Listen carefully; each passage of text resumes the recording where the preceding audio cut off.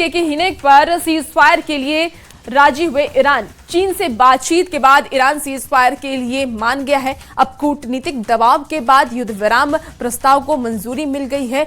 तो अब 1 महीने का ये युद्ध और अब युद्ध विराम हो चुका है। आपको बता दें सीज फायर के लिए ईरान भी मान गया है।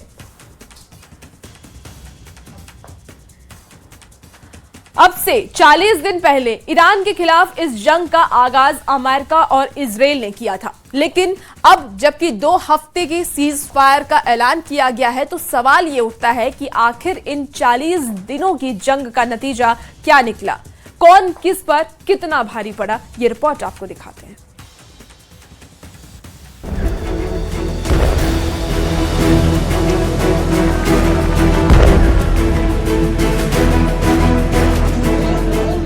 ईरान की सड़कों पर जश्न मनाया जा रहा है।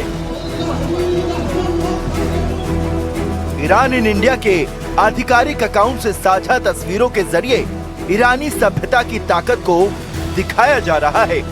तस्वीर में अमेरिकी राष्ट्रपति डोनाल्ड ट्रंप को झुका हुआ दिखाया गया है।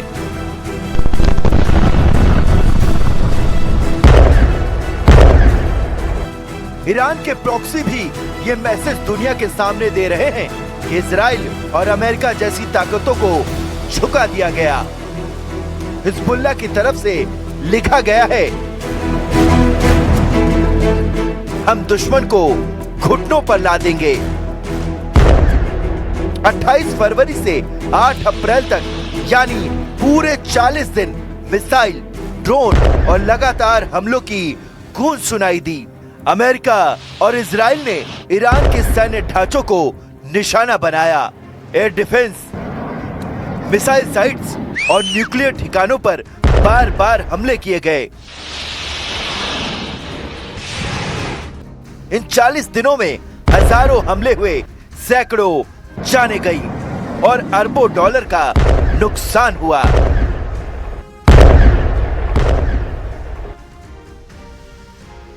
यानी जश्न और दावों के बीच ये जंग दूसरी तरफ भारी पड़ी। लेकिन जब ये जंग शुरू हुई थी तब इसे ईरान के न्यूक्लियर इरादों को चुनौती देने के मकसद से शुरू किया गया था।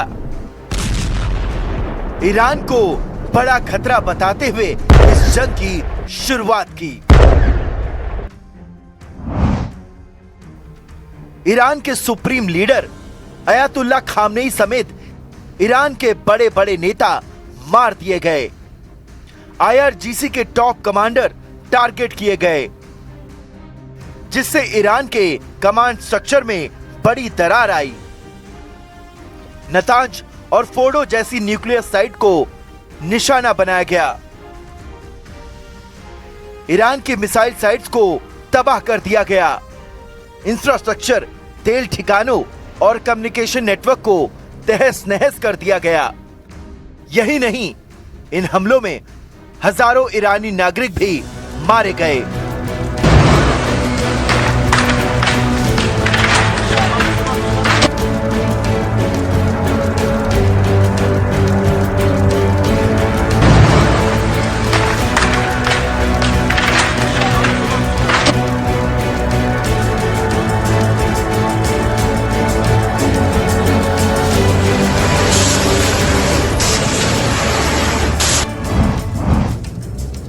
इजराइल के एक वरिष्ठ अधिकारी के मुताबिक भारी सैन्य दबाव के आगे ईरान को झुकना पड़ा और बिना शर्तें मनवाए स्ट्रेट ऑफ हॉर्मुज को खोलने पर सहमति देनी पड़ी।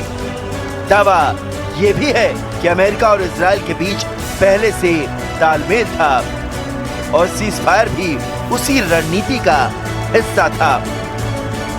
सूत्रों के मुताबिक ईरान को न तो प्रतिबंधों में राहत मिली, ना ही जंग खत्म करने की कोई गारंटी।